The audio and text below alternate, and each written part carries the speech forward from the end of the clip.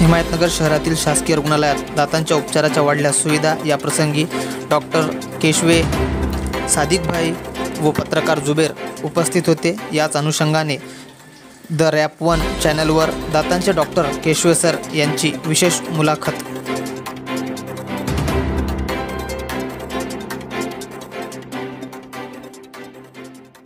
नमस्कार, the rap 1 चॅनलमध्ये आपल्या सगळ्यांचं स्वागत। हिमायतनगर शहरामध्ये दिवसेंदिवस दातांचे आजार व नागरिकांना होत असलेला दातांचा त्रास वाढत असल्यामुळे याच कारणाचा एक शोध घेऊन त्याच्यावर एक उपाययोजना निर्माण करण्यासाठी व तयार करण्यासाठी आपण आज हिमायतनगर शासकीय रुग्णालय येथे आलेलो आहोत। आपल्यासोबत लेंटीस डॉक्टर केशवे सर आपल्यासोबत आहेत।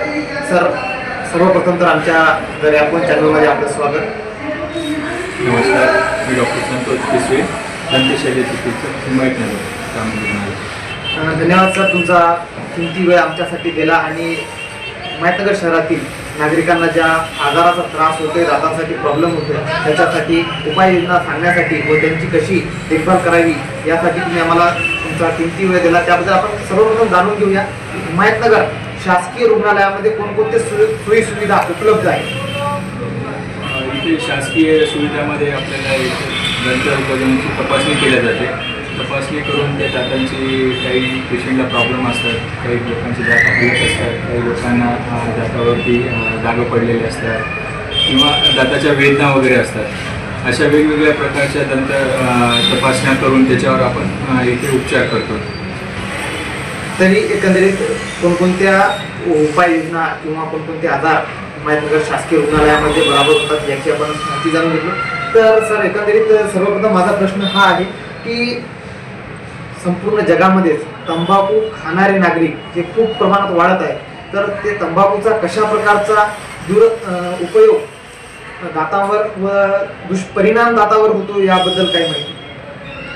राष्ट्रीय तंबाखू नियंत्रण कार्यक्रमाअंतर्गत आम्ही इथे प्रोग्राम पण घेत असतो। त्या प्रोग्राममध्ये जसे की आपण प्रत्येक पेशंटला बघतो की आता तंबाखूचं प्रमाण खूप वाढलेलं आहे। तंबाखू, गुटखा, खैनी अशा प्रकारचे वेगवेगळे तंबाखूजन्य पदार्थ खाऊन रुग्णांना मौखिक समस्या येत आहेत, जसे की तोंड कमी उघडणे, दातामध्ये कीड लागणे, दातांचा कलर चेंज होणे आणि तोंडामध्ये अल्सर वगैरे येणे। कोणा पेशंटमध्ये असं गाठी पण तयार होत असतात। असे वेगवेगळे आम्ही तपासणी करतो। ते तपासणी करून असं त्याचं निदान करून त्याला योग्य ते मार्गदर्शन करतो आणि काही उपचार होत असेल तरी दिवसेंदिवस TV वर वगैरे आणि शासकीय रुग्णालय व प्रायव्हेट रुग्णालयामध्ये एक वेगळाच आजार सांगण्यात येतोय की फ्लोराईडचे दुष्परिणाम तुमच्या दातावर खूप मोठ्या प्रमाणात आहेत। ते नेमकं काय असतं आणि त्याच्यामधून नागरिकांनी कशा प्रकारे सावध राहायला हवं?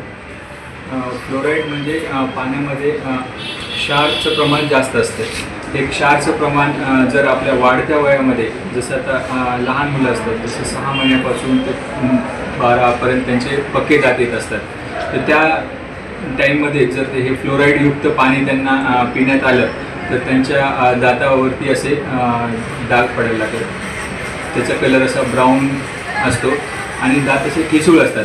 कोणा पेशंटमध्ये व्हाईट पॅचेस पण येतात, दातावरती व्हाईट स्पॉट्स पण येतात। असे प्रॉब्लेम फ्लोराईड जास्त असल्यामुळे होतो आणि आपल्या हिमायतनगरमध्ये बऱ्याच एरियामध्ये फ्लोराईडचं प्रमाण आढळून आलेलं आहे, जसे की जनता कॉलनी, आंबेडकर चौक असे एरिया आहे। त्याच्यावर उपाययोजना म्हणजे कशा प्रकारे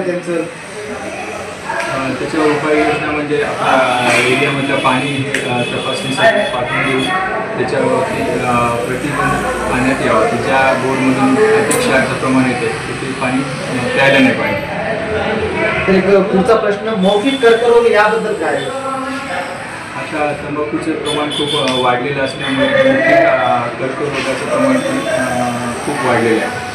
आता आपण बघतो सगळ्या कर्करोगामध्ये मौखिक कर्करोगाचे जे रुग्ण आहेत खूप अतिशय जास्त प्रमाणामध्ये आढळून येतात, कारण आता नवीन जे यंग युवा लोक आहेत त्यांचं मध्ये बरेचसं प्रमाण आहे तंबाखू खाण्याचं आणि ते एक शौक म्हणून खात असतात आणि ते खाल्ल्यामुळे त्यांच्या हळूहळू जे तोंडामध्ये बदल होत असतात। त्यांचं तोंड कमी उघडणे किंवा तोंडामध्ये अल्सर येणे किंवा म्हणजे जे दात आहेत दातावरती कलर चढणे आणि अल्सर वगैरे अशा पद्धतीचे प्रॉब्लेम होत असतात. आणि तंबाखू आणि तंबाखूजन्य पदार्थ हे टाळले पाहिजे जेणेकरून हे आजार होणार नाही. सर धन्यवाद आमच्या या चॅनलशी बोलल्याबद्दल आणि हिमायतनगर शहरातील नागरिकांना होत असलेल्या त्रासावर उपाययोजना सांगितल्याबद्दल तुमचा किमती वेळ दिला.